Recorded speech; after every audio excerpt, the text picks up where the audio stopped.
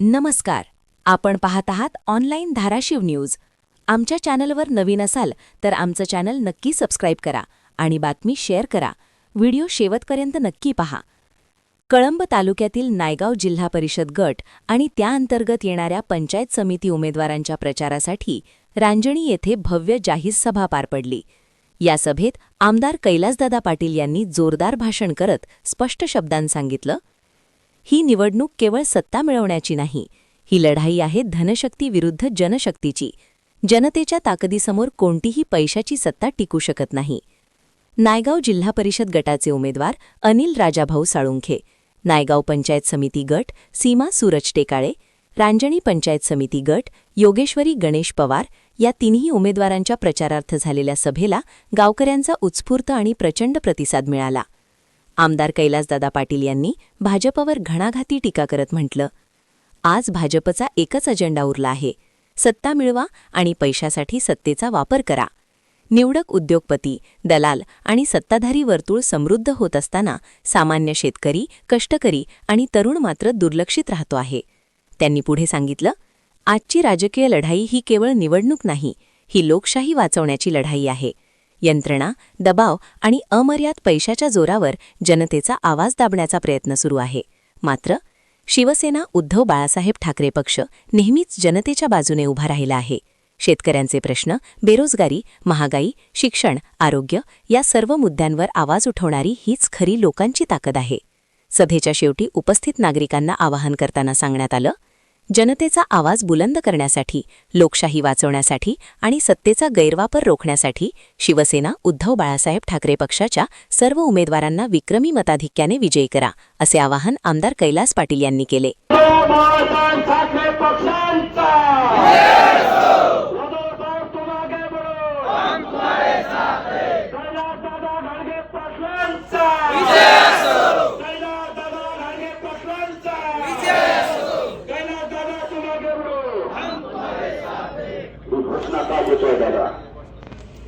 दादा मला दरवाजा सांगा वाटते. दादा मी परभणी जिल्ह्यातला आहे.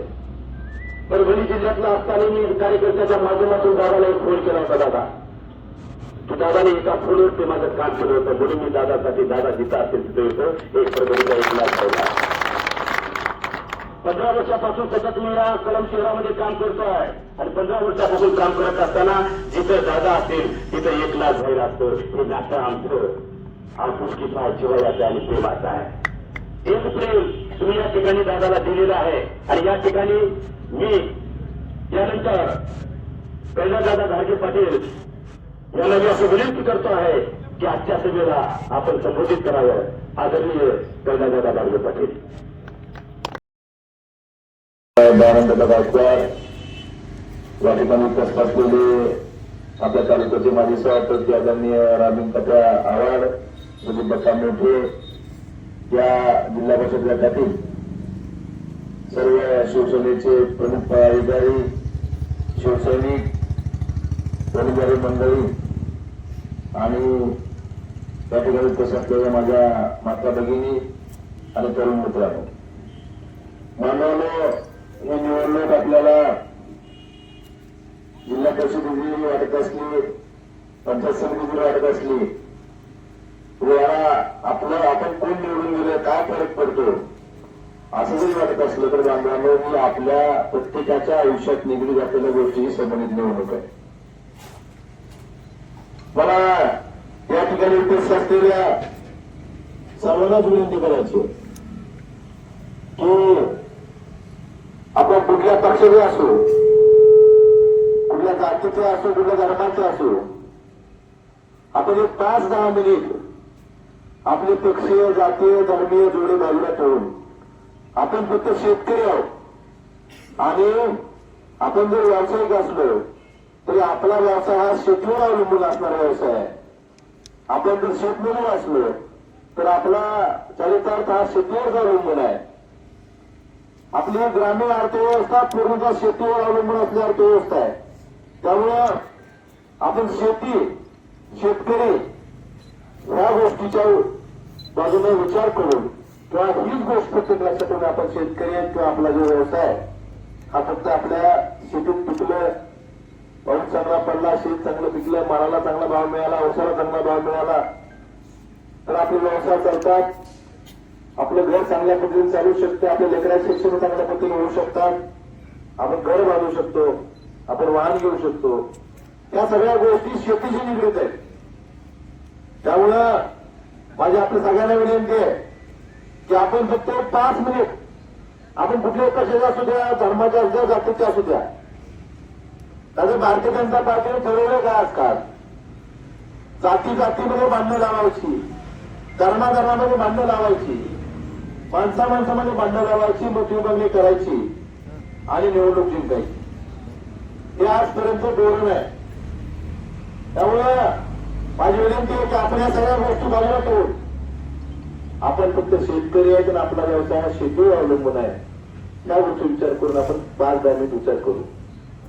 बांधवांनो, आपण बघतो तुमच्या भागात सोयाबीन कमी आहे, काही गावामध्ये सोयाबीन असेल. आज सोयाबीनचा भाव काय? 5,500 रुपये सोयाबीनचा प्रति क्विंटल भाव आहे. पण इथे उपस्थित असलेल्या मला शेतकऱ्यांना विचारायचं की इथे उपस्थित असलेल्यापैकी किती शेतकऱ्याकडे सोयाबीन शिल्लक आहे का विकायला? आहे का कोणाकडे?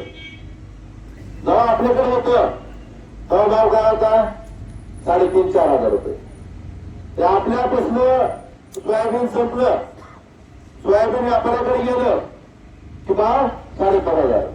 शेतकऱ्याकडे असलं की 3,500-4 हजार. म्हणजे सरकार काम कोणासाठी करतंय? गेल्या 12 वर्षापासून या देशात भारतीय जनता पार्टी सरकार आहे. त्या राज्यात टोपे साहेबांची जर 2.5 वर्ष सोडली तर 10 वर्ष भाजपचं सरकार आहे.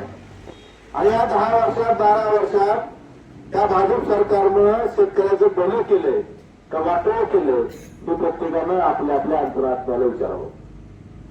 प्रत्येकानं विचारा आपल्या आपल्या अंतरात्म्याला. जर भले तो भाजपचा समर्थक असू द्या शेतकरी, आपल्या मनाला विचारा, या भारतीय जनता पार्टीच्या सरकारच्या धोरणामुळे आपल्या शेतीची उत्पन्नात वाढ झाली का?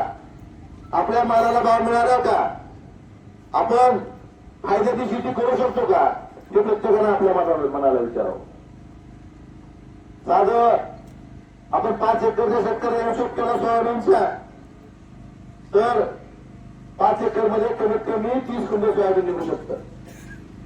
आणि आपल्याला विकावं लागत 4,000 सोयाबीन. आज 5,500 पुढे भाव आहे. क्विंटलला 1,500 रुपयाचा फरक आहे. 1,500 रुपये म्हणजे 30 क्विंटलचे 5 एकरच्या सोयाबीन, 5 एकरच्या शेतकऱ्याचे 30 क्विंटल सोयाबीन जर राहील तर 45,000 रुपयाचे नुकसान त्या भारतीय जनता पार्टीच्या शेतकरी विरोधी धोरणामुळे, व्यापारी दागिन धोरणामुळे प्रत्येक 5 एकर शेतकऱ्यात झालं. आणि आपण कशामध्ये 2,000 कसं झालं का? त्याला टाकतो आपल्या खिशातून आपल्या कष्टाचे 45,000 रुपये यांच्या धोरणामुळं आपलं नुकसान झालंय. आणि आपण त्या 2,000ला बोलून त्याच्या मागे पडत आहोत. त्याचा विचार प्रत्येकानं, प्रत्येक शेतकऱ्यांना, प्रत्येक माणसानं करणं गरजेचं आहे असं मला वाटतं. या भागात कांदा आहे का तुझ्याकडे? कांदा काय? कांदा नाही, ऊस आहे आपल्याकडे.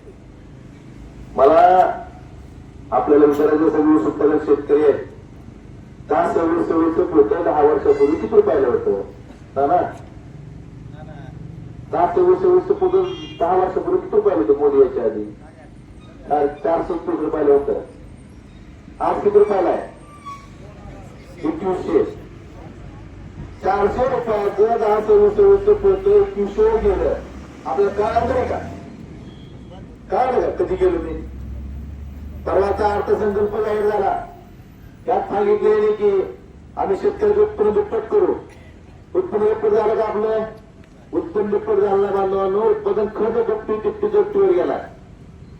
ऊसाला लागणारा 10-26 पोतं जी 400 रुपयाला पोतं होतं त्या आधी 100ला झालं, म्हणजे 5 पट वाढले. ऊसाचा भाव 10 वर्षापूर्वी किती होता? कसं कमी होतं ऊस 10 वर्षापूर्वी? जास्त होते 2,000 रुपये वाटत टनाला. मग खताचा भाव 5 पट वाढला.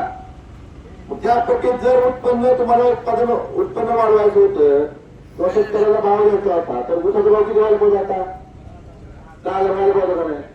किती झाला? 3,000. म्हणजे आमच्या खताच्या किमती 5-5 पट वाढवू का तुम्ही? आणि आमच्या ऊसाचा भाव फक्त 6 पटीने वाढवायचा. ह्या गोष्टीचा आपण विचार केला पाहिजे कधी. त्या ठिकाणी कॅनल आहे, आपण पाणी उपसा करतो. तात्या संस्थेचे हे आहेत उत्पादन योजनेचे पाणीपट्टी किती पट वाढवली माहिती आहे का? माहित आहे तुम्ही? पाणीपट्टी 10 पट वाढवली. 10 पट म्हणजे आधी किती होतं ते? आधी किती होती? 300 250 होती, आता 2,500 केली. आधी पाणीपट्टी ही 250 रुपये हेक्टरी होती, आता केली 2,500 रुपये हेक्टरी. पण पाणीपट्टी 10 पट, खात 5 पट आणि आपल्या मालाचा भाव 6 पट. आणि काय म्हणजे आम्ही शेतकऱ्याचं उत्पन्न दुप्पट करू.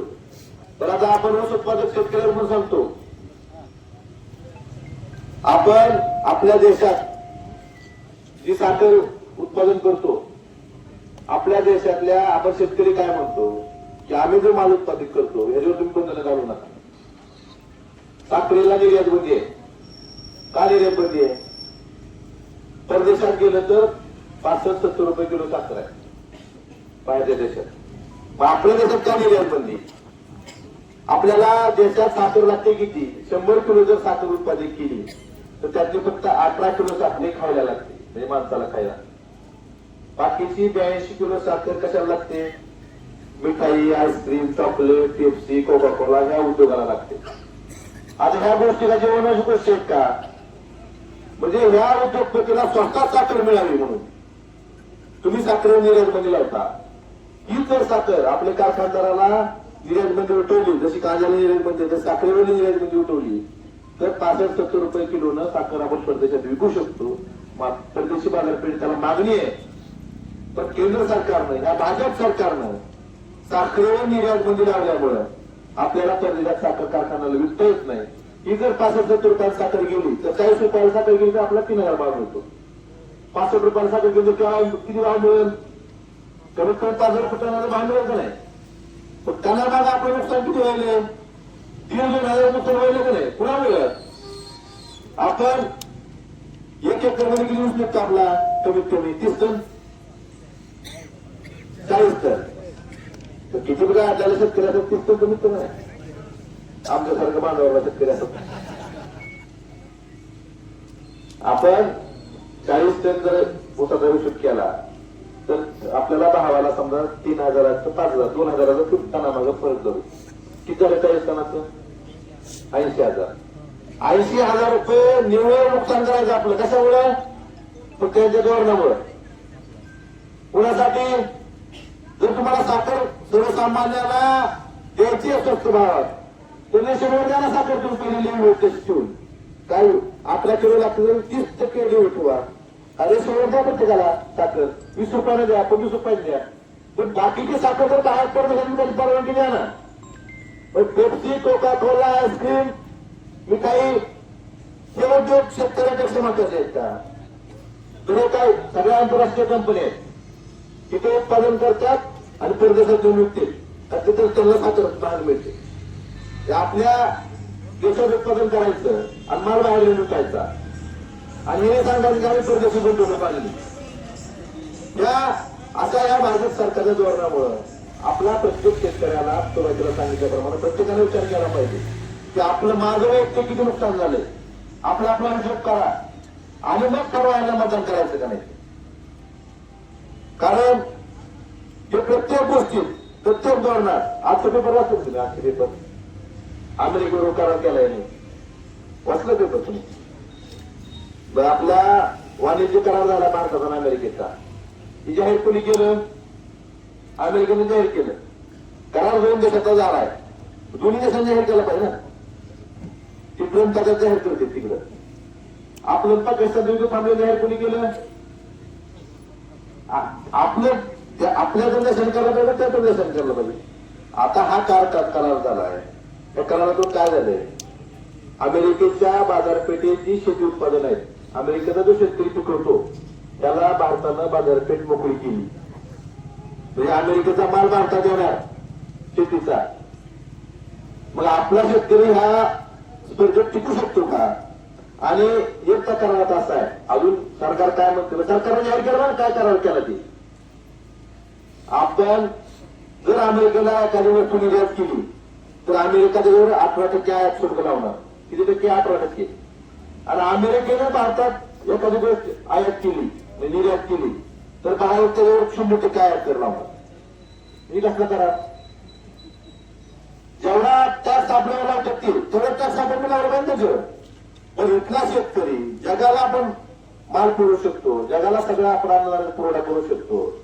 आपल्याला त्यांच्या देशातल्या उत्पादनाला आपल्या देशात बाजारपेठ खुली करून आयात शुल्क 0 करून द्यायचा भारताच्या राज्यकर्त्याचा उद्देश काय, ही आपल्या देशाच्या शेतकऱ्यासमोर आलं पाहिजे. कारण तुम्हाला एक उदाहरण सांगतो मी. आपल्याकडे सोयाबीन आहे, आपल्या सोयाबीनला सरासरी उत्पादकता एकरी 10 क्विंटल आहे. पण अमेरिकेचे सोयाबीन पिकतं ते जीएम सोयाबीन आहे. म्हणजे ब्रिटिश कॉटन कापूस कसा असतो तर जीएम म्हणजे जेनेटिकली मॉडिफाईड सोयाबीनचं बियाणं आहे ते. त्यांची सरासरी उत्पादकता त्या बियाण्याची हेक्टरी 30 क्विंटल आहे. एकरी 30 क्विंटल सोयाबीन. म्हणजे 1 एकर मध्ये तिथे 30 क्विंटल सोयाबीन निघतंय. आपलं सोयाबीन निघतं 10 क्विंटल. मग 1 एकरच्या खर्चात जर त्याला 30 क्विंटल सोयाबीन निघत असेल तर त्याचं उत्पादन खर्च कमी आहे. मग ते जर सोयाबीन आपल्या देशात आलं तर त्याचा भाव कमीच असणार ना, उत्पादन खर्च कमी असतो. मग आपला सोयाबीन उत्पादक शेतकरी त्या शेतकऱ्याकडे टिकू शकतो का?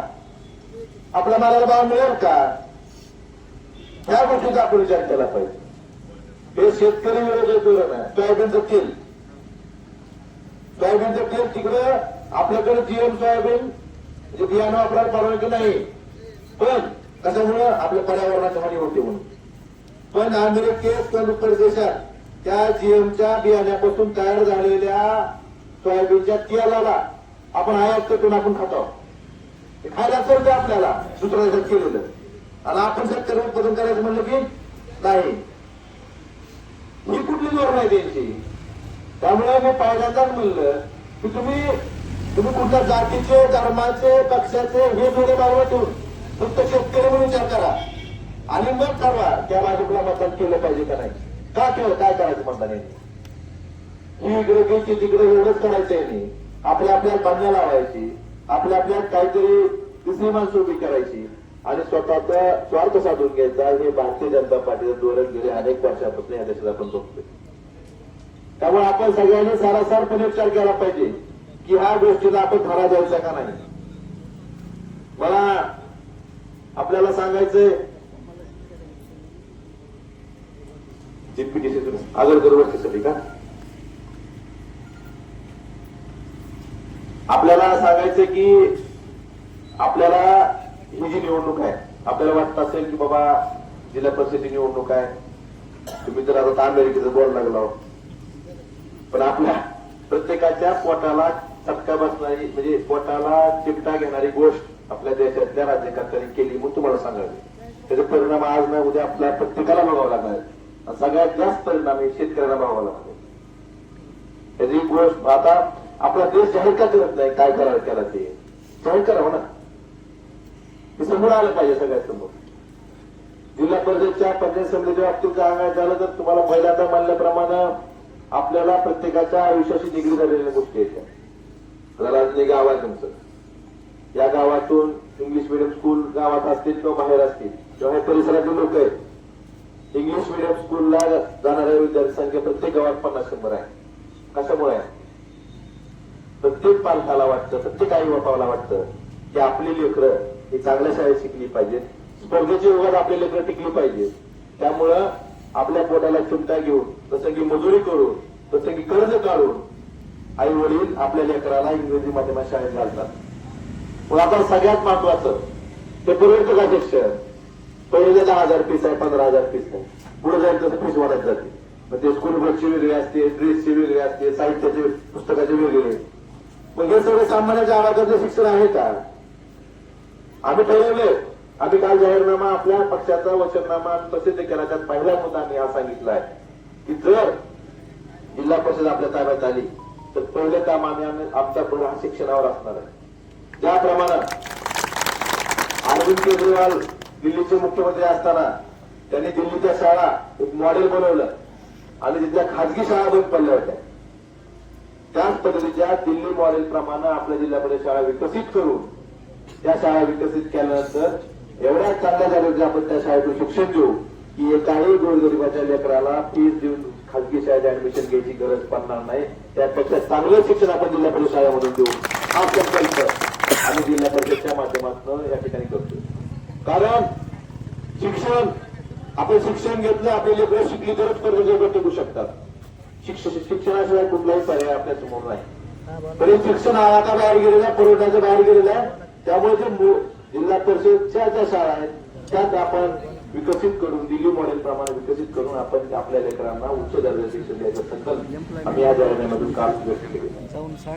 दुसरा विषय दवाखान्याचा प्रत्येकाच्या आरोग्याची निगडीत गोष्ट आहे. आरोग्य केंद्र आहे प्रत्येक गावात 2-3 गावात एक आरोग्य केंद्र असतं. त्या ठिकाणी शासनाने डॉक्टर नेमून दिलेला असतो. 10 ते 5 तास थांबणं गरजेचं असतं. पण बऱ्याच ठिकाणी डॉक्टर थांबत नाही. आमची प्राथमिकता हीच आहे की जिल्हा परिषदेच्या जे आरोग्य केंद्र आहेत त्या ठिकाणी त्या उपकेंद्रामध्ये हा सीएचओ डॉक्टर 10 ते 5 या पूर्ण वेळ थांबेल आणि रुग्णांना मोफत उपचार द्यायचं जे काम आहे, जे कर्तव्य आहे ते काटेकोरपणे त्यांच्याकडे करून घेऊ हे आम्ही या वचननाम्याच्या माध्यमातून काल धाराशिव जनतेला आश्वस्त केलेलं आहे. आपण शेतकऱ्यांच्या बाबतीत आपल्याला माहित आहे की शासनाची एक योजना आहे. स्वर्गीय गोपीनाथ मुंडे साहेबांनी त्या नावानं शेतकरी अपघात विमा योजना आहे शासनाची. एखाद्या शेतकऱ्याचा दुर्दैवी मृत्यू झाला तर शासन त्या कुटुंबाला मदत करतं, त्या वारसाला मदत करतं. पण एखाद्या शेतमजुराचा मृत्यू झाला तर त्याला मदत कसलीच मिळत नाही. आम्ही ठरवलंय की या जिल्ह्याचे नेते, या राज्याचे नेते ज्यांनी शेतकऱ्यांसाठी आपलं आयुष्य खर्च घातलं, शेतकरी शेतमजुरांसाठी, असे बाईउद्दुरा पाटलांच्या नावानं बाईउद्दुरा पाटील शेतमजूर अपघाती योजना लागू करायची आणि शेतमजुराचा जर अपघाती मृत्यू झाला त्याचा विम्याचा हप्ता हे जिल्हा परिषद करेल आणि एखाद्या शेतमजुराचा जर अपघाती मृत्यू झाला तर त्याच्या कुटुंबाला, त्याच्या वारसांना आर्थिक मदत मिळवून द्यायचं काम हे जिल्हा परिषदेच्या माध्यमातून बाईउद्दुरा पाटील शेतमजूर विमा योजनेच्या माध्यमातून त्या जिल्ह्यातल्या शेतमजुरांना मिळवून द्यायचं काम, तो हा संकल्प आम्ही या जाहीरनाम्याच्या माध्यमातून जनतेसमोर मांडलेला आहे. आपण आरोग्य तपासणी असेल, महिला बचत गटाच्या बाबतीत असेल, बचत गटांना 20 लाखापर्यंत कर्ज मिळू शकतो पण मिळत नाही, तर 20 लाखापर्यंत कर्ज मिळवून द्यायचं काम हे आपण जिल्हा परिषद माध्यमातून करू. बचत गटांनी जे उत्पादित केलेला वस्तू आहे त्याला सुद्धा चांगली बाजारपेठ आपण मिळवून देऊन त्या ठिकाणी आपण त्यांना जे बचत गट उत्पादन करतील माल त्याची बाजारपेठ मिळवून त्यांना हाताला काम देऊ हेही आम्ही जाहिरातीच्या माध्यमातून सांगितलं. आपण आपल्याकडे पशुधन संख्या खूप मोठ्या प्रमाणावर असते. डॉक्टर जनावरांची बऱ्याचदा आपल्याला खाजगी डॉक्टरच बोलावं लागतं. जे सरकारी दवाखान्याचे डॉक्टर आहेत ते आपल्या बांधावर उपचार करत नाहीत. आम्ही प्रत्येक पशुवैद्यकीय चिकित्सालय चालू करून शेतकऱ्याच्या बांधावर जाऊन त्या शेतकऱ्याच्या जनावरांची तपासणी करण्याचं, उपचार करण्याचं आश्वासन कालच्या जाहीरनाम्यातनं आम्ही धाराशिव पशुपालक शेतकऱ्यांना दिलेलं आहे. अशा ज्या मूलभूत गोष्टी आम्ही खोटी आणि मोठे स्वप्न दाखवणार नाहीत. जे जिल्हा परिषदची कर्तव्य आहेत, जी मूलभूत कर्तव्य आहेत, ती कर्तव्य योग्य रीतीने पार पाडण्यासाठी ज्या ज्या गोष्टी करणं गरजेचं आहे त्या गोष्टी करण्याचं आम्ही आश्वासन धाराशिव जिल्ह्यातील जनतेला देतोय. मला आपल्याला एवढं सांगायचंय, हे सरकार नेहमी फसवणूक करतं. मी साधं उदाहरण देतो अजून एक तुम्हाला. दरवर्षी दिवाळीच्या आधी, दिवाळी असू द्या, आंबेडकर जयंती असू द्या, आनंदाशिला मिळायचा. सगळ्याचे फोटो टाकून एक पिशवी मिळायची का नाही आनंदाशिला? ह्या वर्षी मिळाले का? त्याच्या वेळी काय मिळाले? हायब्रिड मिळाले. हायब्रिड जनावर सुद्धा खात नाही ते अशा दर्जाचं हायब्रिड आपल्याला या सरकारनं दिलंय. आपला अपमान केलाय, आपल्या परिस्थितीची चेष्टा केली. अशा या नतद्रष्ट सरकारला, सत्ताऱ्यांना आपण मतदान करायचं का त्याचा आपण विचार केला पाहिजे. मला आपल्याला एवढं सांगायचंय की या सरकारला किंवा हे जे भाजपचे लोक आहेत त्याची धोरणं सगळी सांगितली तुम्हाला. आणि यातून जर तुम्हाला कोणाला वाटत असेल की हे चरित्र धोरण आहे, आपण त्या 2000 जर बोलत असताल, एवढी म्हणजे अतिवृष्टी झाली, सांगितले 3628 कोटीचे पॅकेज, किती लोकांना मिळाले त्याचे पैसे? खडून गेल्या जमिनीत 3 लाख मिळाले का? त्याच्या विहिरीबद्दल त्यांना पैसे मिळाले का? त्या सगळ्या गोष्टी आपण लक्षात ठेवल्या पाहिजेत. आणि येत्या 7 तारखेला आता अनिल भाईसारखा चांगला तुमच्या भागातले तरुण या जिल्हा परिषदेसाठी आपण कुणालाही प्रत्येकाला सहज उपलब्ध होणारा आमचे सुरज कापा आहेत, गणेश आहेत, ही सगळी शेतकऱ्यामध्ये जाऊन सर्वसामान्यमध्ये माणसामध्ये मिसळून ही प्रत्येकाला आपलंसं वाटणारी माणसं तुमच्यासोबत तुमच्याबरोबर जिल्हा परिषदसाठी पंचायत समितीसाठी उभी आहेत. माझी सगळ्यांना विनंती आहे की हे तिघजण उमेदवार असले तरी आपण जमलेले सगळे शिवसैनिक आपण स्वतः उमेदवार आहेत असं समजून आपण मतं आपल्या पक्षासाठी आपल्या उमेदवारासाठी मागितलं पाहिजे आणि हा भाजप सरकार धाराशिव करण्यासाठी येत्या 7 तारखेला या तिघाचाही मशाल चिन्ह आहे. त्या मशालीचं बटन दाबून त्यांना प्रचंड मताने आपण विजयी करावं एवढीच विनंती करतो. माझं धन्यवाद. जय हिंद, जय महाराष्ट्र. बंधू दादा यानंतर आता इथून हजरत खाजा बद्रुद्दीन बाबा दर्ग्याकडे रॅली जाऊन तिथं पुढे